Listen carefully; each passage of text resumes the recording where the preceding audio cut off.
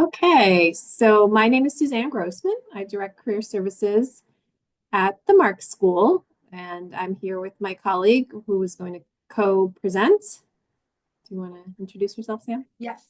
Hi, everyone. I'm Samantha Pardo. I'm the Assistant Director of Graduate Career Services here at the Mark School. We're very excited to see you all today. So we're going to be talking about all things related to internships at the Marx School.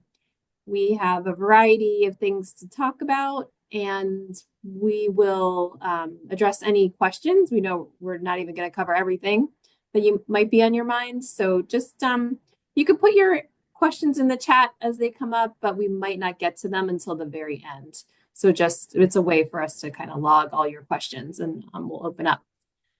So let's get going. Next slide.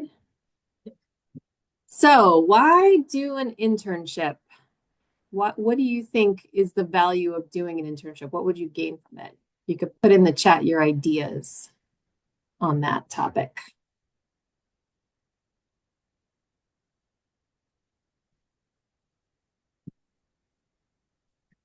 Okay, Janine is saying for experience. Great.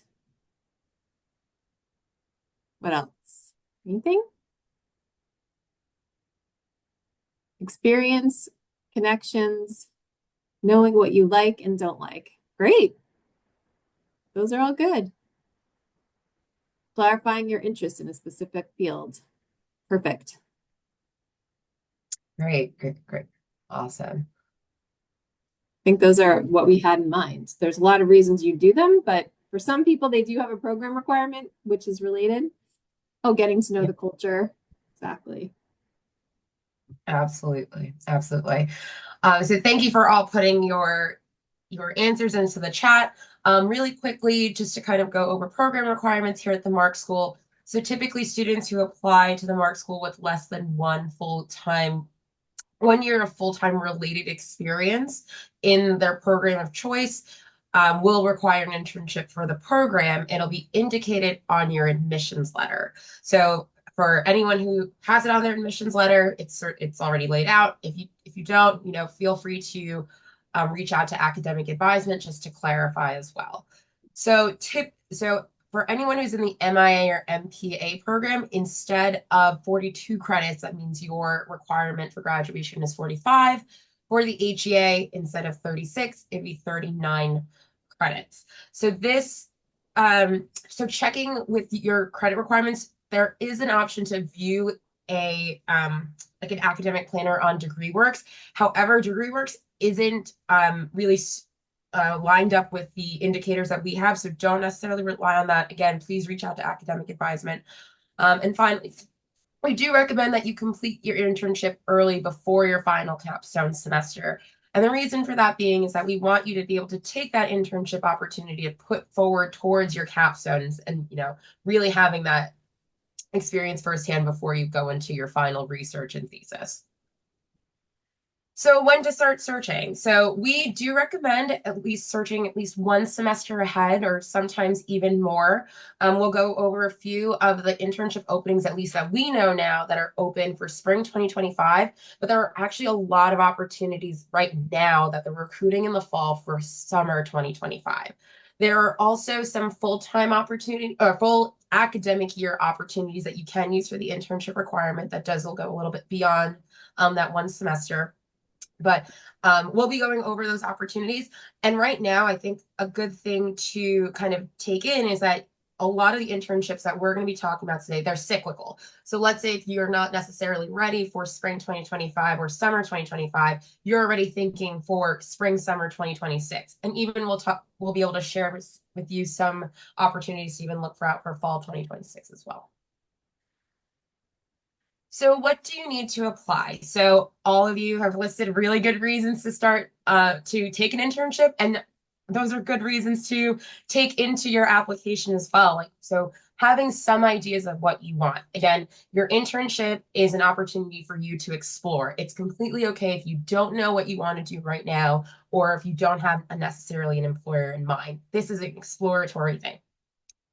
We'd like you to have a strong resume. We all know all of you have a resume of some sorts already. So now what we can do to help you is kind of will your resume look like for an internship opportunity? How are we framing your resume that shows your interest in variety of topics through the degree program and putting it towards an internship? You'll also need to write a strong cover letter.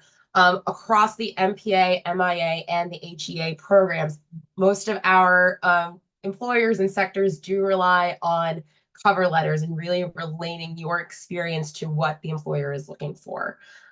We will also talk about, you need to have strong interviewing skills. We recently just got access to a platform called Quincia, and it allows for AI mock interviews. It's from video to video, and we can touch upon that a little bit later as well. I'll make a quick note here for international students. So anyone who is in the F1 status, F1, your student visa, and then you would get, in order to do an internship, you need to obtain curricular practical training. What CPT is that it basically allows you to have a working internship status that goes along with an internship course. So in basic terms, the process would be that you would obtain an internship from an employer and whatnot, and then begin the process with CPT. CPT is processed when you register for the internship course. So as a student who is on an F1 status, you do have work verification through CPT. We'll go a little bit more into that process towards the end, because we'll talk about the requirements for registering for the courses. But that's like at least a good starter overview.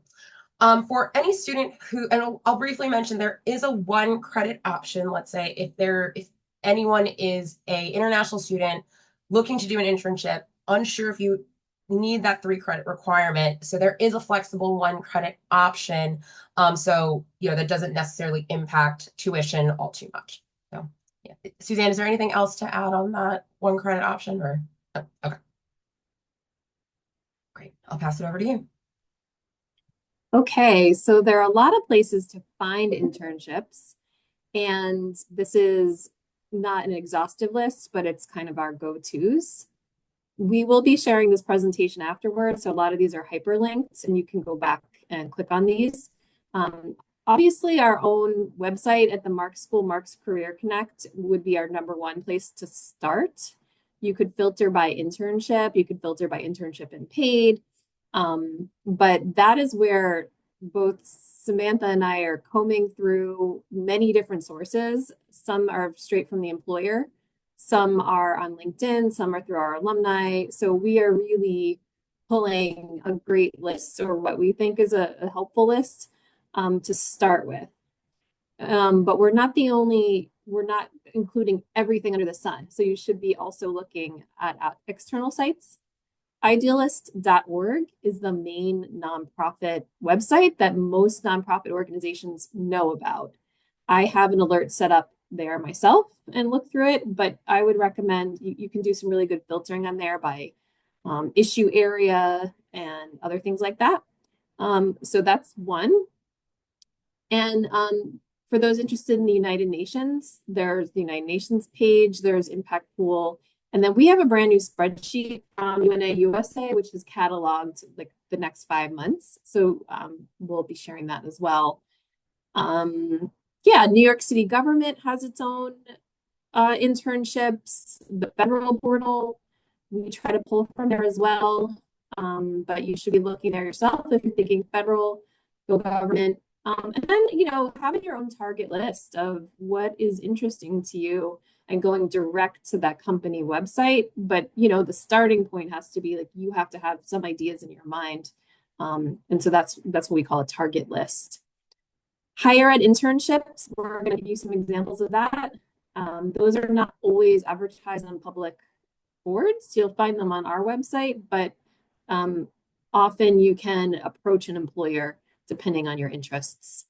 And then there's alumni who are regularly employing our students. And that we will usually post on Marxe Career Connect, but you can also meet with us and that'll help us give you ideas. The Marxe School's Washington semester takes place every fall.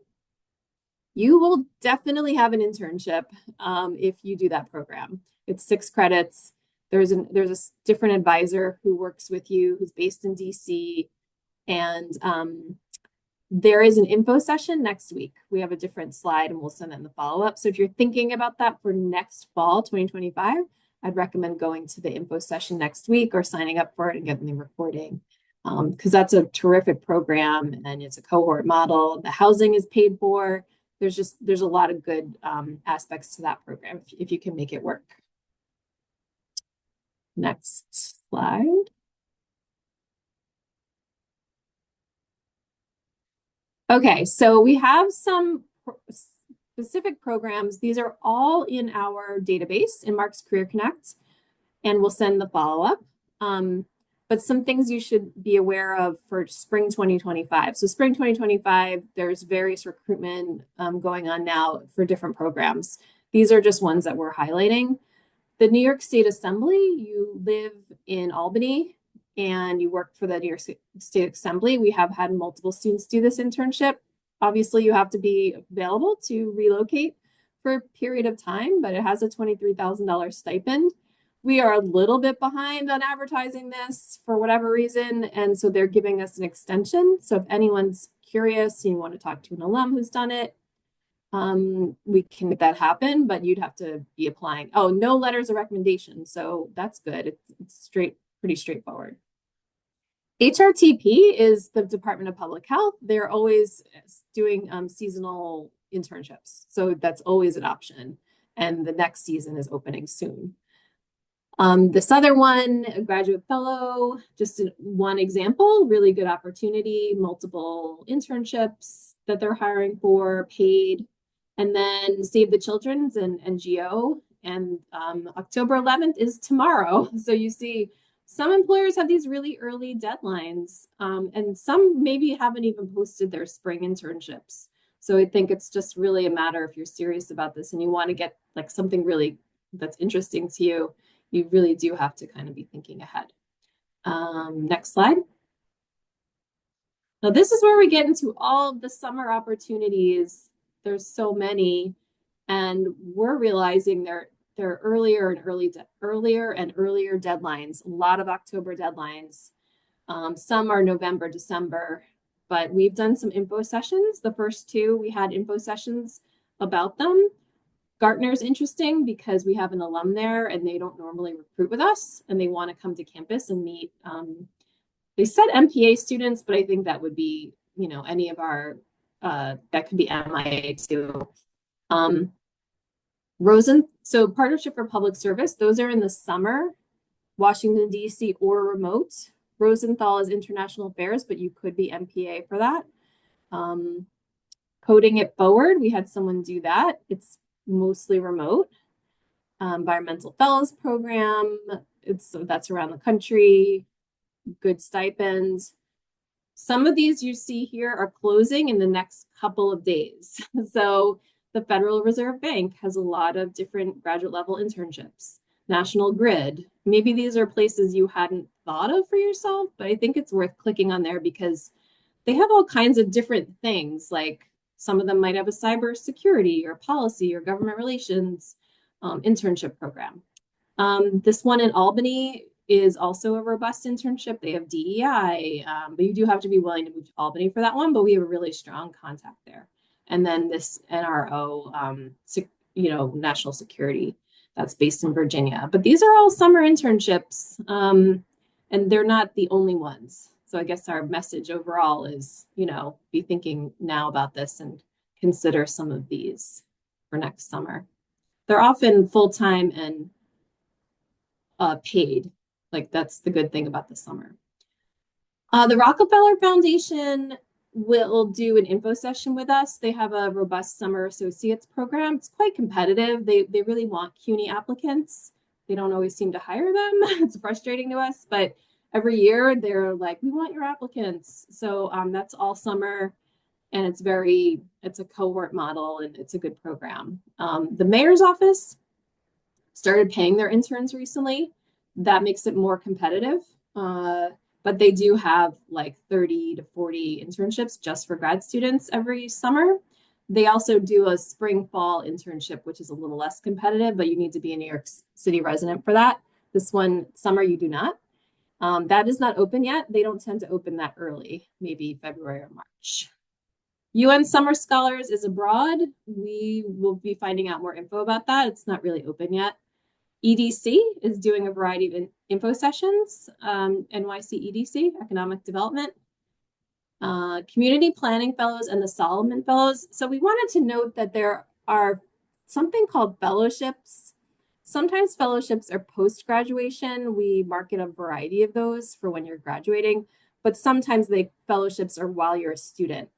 So both the Community Planning Fellows and the Solomon Fellows are academic year. They're already closed for now, but you should keep an eye out in the spring. Solomon Fellows is emergency management, so that's good for MIA or MPA. Community planning is MPA. But those are both good programs where we almost always have students. And then we're noting the virtual student federal service.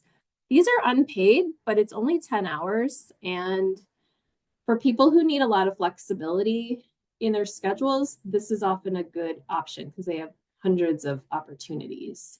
So we'll be advertising that. Next slide. Sam, you're going to take this. Yeah, and I'll make a quick note on the virtual federal, any of federal internships. I know a lot of us tend to think of federal service or really government to be very MPA or MIA focused. But if there's anyone here that's HEA on the call, there is a Department of Education. There is education policy. So if there's anyone who's interested in kind of going in that direction, you absolutely can with your degree. We did want to highlight internship examples for the HEA program because typically they run semester to semester, so they're not necessarily advertised as as ahead as some of the ones we just talked about. Sometimes a lot of them come through our direct connections through our alumni groups and even from our own colleagues. So some of the recent internships that we know that were held by recent HEA students include career centers across CUNY campuses, working at nonprofits that have a college arm, such as the KIP NYC College Prep. We have plenty of colleges here in the New York City metro areas, so NYU, SUNY, FIT. Other opportunities that have been shared with us, Fordham, NASPA is the professional association for the MPA program. We all know how important professional associations are. Sometimes they're hiring as well for interns too. Okay, go to the next slide. We mentioned earlier that there are a couple of upcoming info sessions that we know of. So next Tuesday is going to be the info session for the fall 2025 Washington semester. So if anyone's interested in learning more about the program as a whole, including the classes, and the internship program that happens, definitely attend that. The following day, we're hosting a session that's in partnership with the DC Virtual Trek Series, which you may have seen.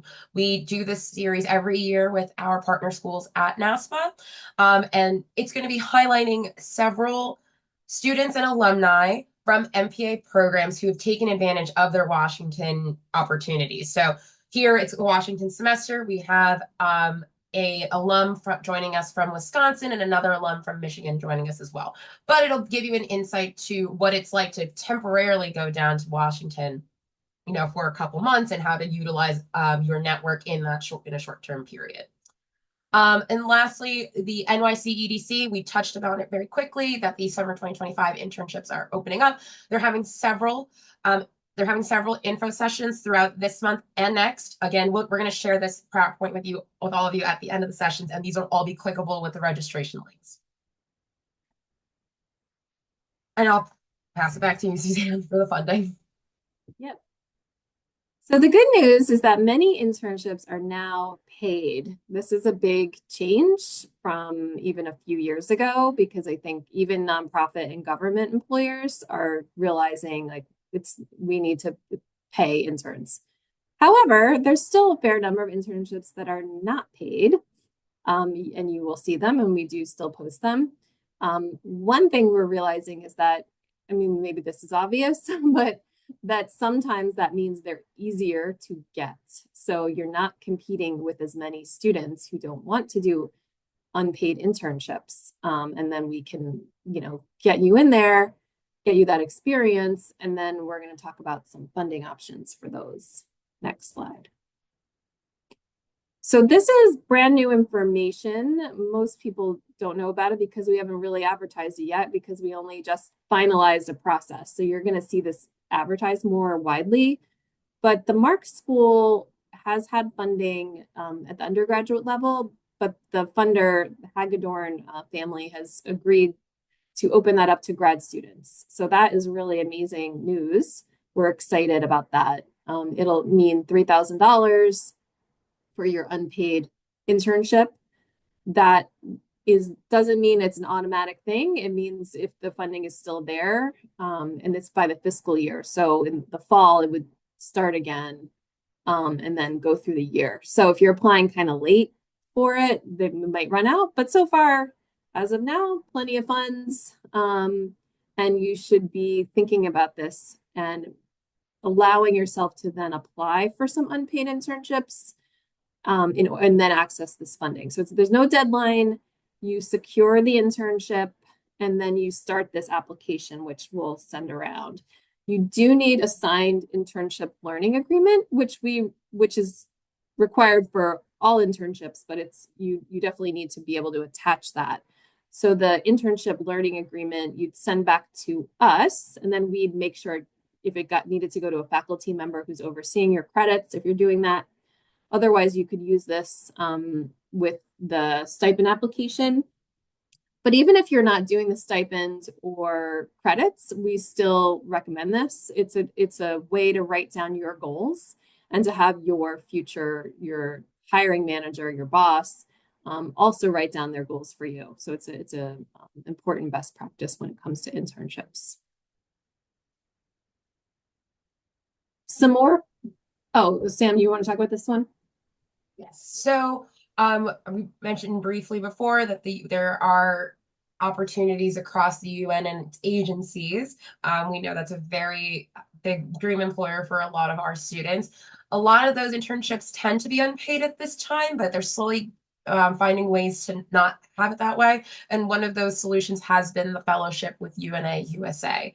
So how it works very similar to the Hagedorn Fellowship is that you'd apply to an internship at a UN agency. Then simultaneously at this process, if it's unpaid, low paying, you can apply to this fellowship that would provide a um, stipend to supplement, during your internship process. So it's up to 13,000 for 4 months. You do need to secure an internship first, but you can apply for the fellowship while you are applying for internships. There is a new round of funds available starting October 15th, and we'll send around that spreadsheet as well in the follow-up email of what agencies are currently hiring. Yeah, I'll pause there. The only thing I forget if you said this, Sam, that it's have to be a US citizen for that UNA USA because it's a USA, version of the UNA. So that's the only thing about that. There are other paid internships at the UN. It doesn't matter if you're US citizen or not. And then you can always apply for the Marxe, the Hagedorn funding as well. That's open to everybody. Baruch, this is a little known piece of funding that we wanted to highlight, and I just confirmed, like, yes, this is still happening. Baruch's Weissman Center for International Business has funding for internships outside of the United States, which is open to all students. You don't have to be an undergrad, you don't have to be part of Zicklin. Sarah Demetz is the person who oversees that. And then this is a flyer. Their website is not working. So, but she gave an updated flyer. Basically, you secure the internship. They also have funding. They're okay with you using a third party who organizes these internships. And I think the funding varies. I don't think it's going to cover 100% of expenses, but that's something you could talk about with her. And it's similar to our award where they have the funding until it runs out. But she said right now they have plenty of funding. So so that's something to be aware of.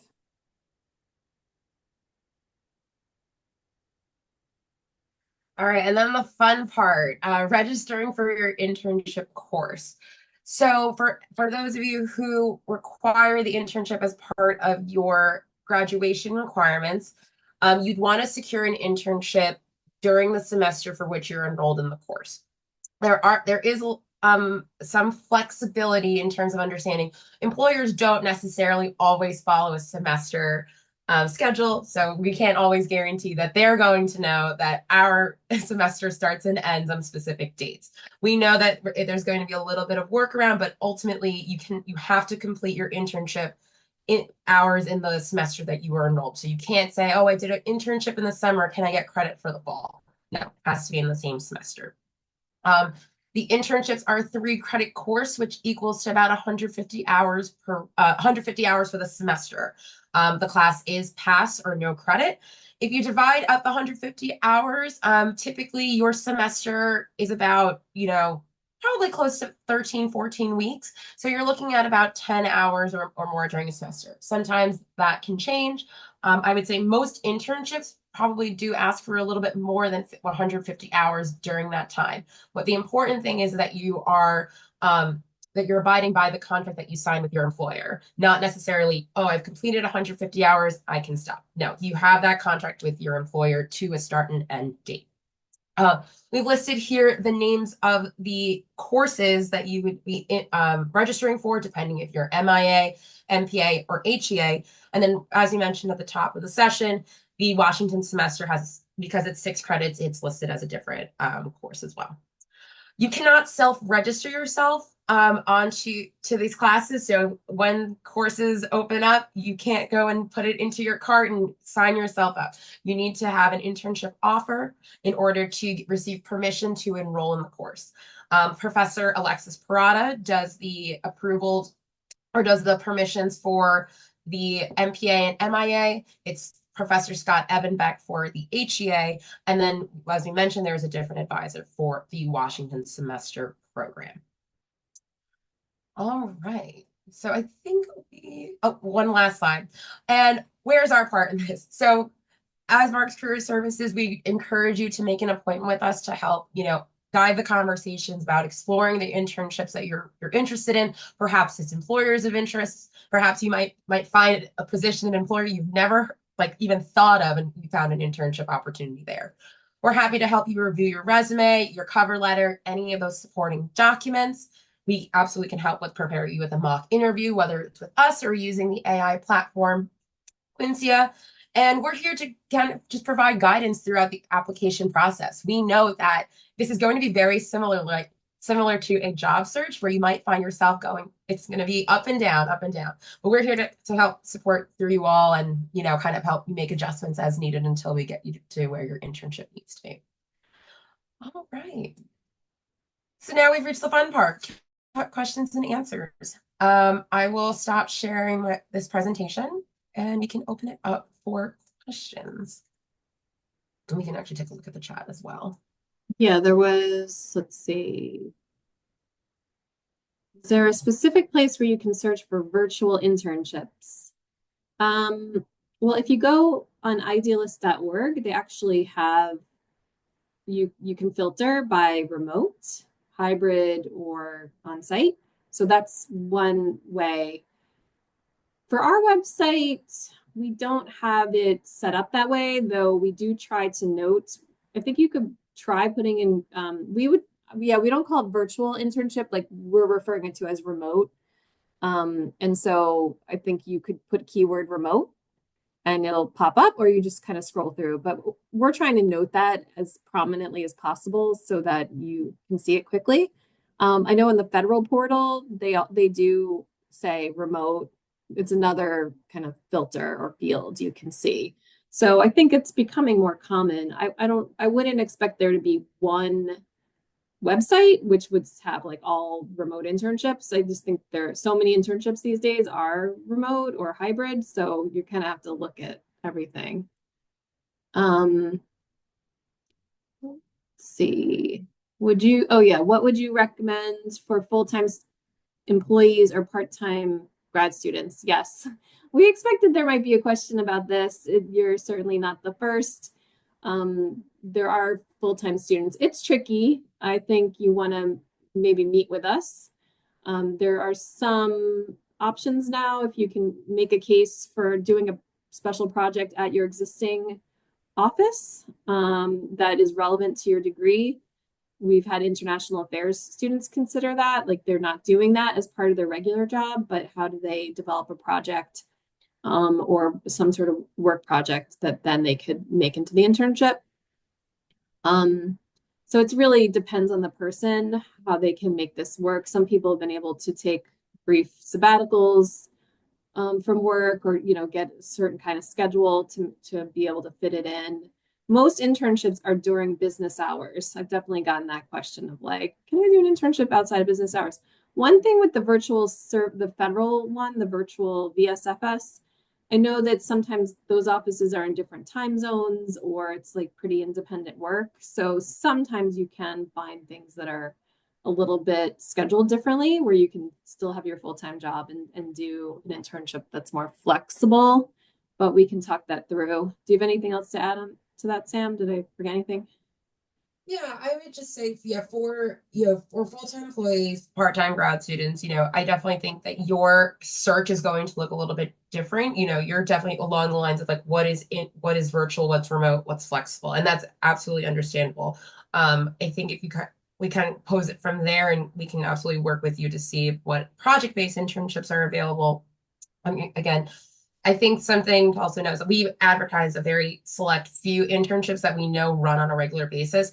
There are absolutely times where employers, will want for interns for a special project that's never been done before. And that kind of, just requires a little bit of ear on the ground. So we're on the lookout for those as well. Anytime that we can find those internships, we know that can help students in those situations, we'll definitely keep an eye out. The question about any tips on getting or maintaining internships while working full time. I think the maintaining part is we were just talking about that. Like, how do you do that? The getting the internship, I mean, for everyone, we know you're all very busy. And you know, I think with anyone doing an internship or job search, I always think of it as like a finite amount of time you have to do this. So you may have to say no to some other things in order to just prioritize this. I know that's easier said than done, but so many of these things are deadline driven. And but if you're planning ahead now for summer, the good news is you could cross that off your list in May because you've already got it figured out early. So I think you can take the stress out of it by just like planning early. But we're happy to talk that through. Um, can we enroll in the internship class after the Baruch enrollment deadline? Considering, yeah, Yeah. Yeah, so the internship enrollment deadline actually college-wide is a little bit after the ad drop deadline. It's like one of those little like tidbits that hidden in the academic calendar, so don't worry.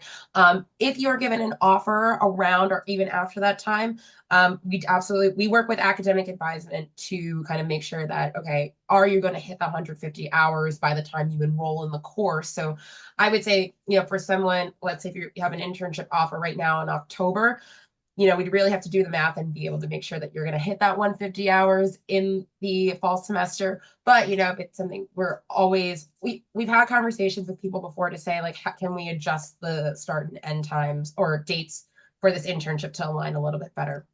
So yeah, there's absolutely ways to do that as well. Yeah, there's a student right now who sometimes it takes a while to onboard at a certain employer. So there's a student now who I think will probably get an extension on the credits, and they're not going to finish the internship right at the end of the semester, but that they're working that out with the professor who's in charge of the credits. Any other questions? I think we got all the ones in the chat, but feel free to raise your hand and then we'll invite you to unmute. Or you could put something else I in the have chat. one question. I Yeah. did in the chat. So I'm really interested in the virtual federal service, and when I looked at their website, it's really a year-long internship. Yes. How would registration work in that case? Yeah, sorry, I did see that and I forgot to reply to it. So there are other students who we'd have to confirm this, and Sam, maybe you could, but I think like if you have the credit requirement, you would do the 3 credits for the one semester, assuming that's 150 hours. And then you could just continue with the internship without getting credits for it. You can get credits as an elective, but a lot of students want to use their elective for a course. So, but yeah, basically like there's other students who are doing an academic long internship, but they don't need to be registering for credits again. Unless you're an international student where you always need either 3 credits or one credit. But yeah, there's many students at the Marxe School. Some of them you might be on this call now who don't have the internship requirement. And so you're doing internships because you want the experience. As everyone said in the beginning, you want experience, you want to make connections, you want to understand if this is the right field for me. So there's a lot of value to doing internships, regardless of if you have a credit requirement. I hope that answers the question. Yes, thank you. Sure.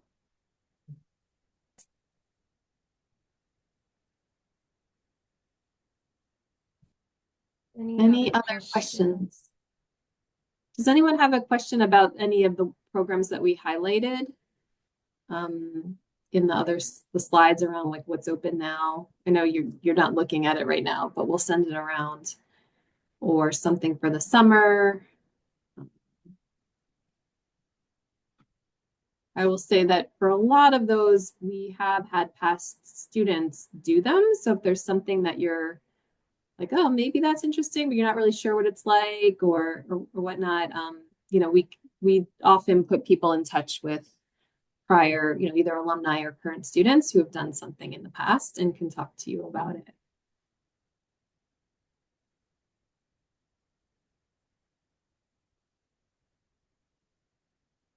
Well, I'm going to stop the recording and then we'll hang out for a few minutes.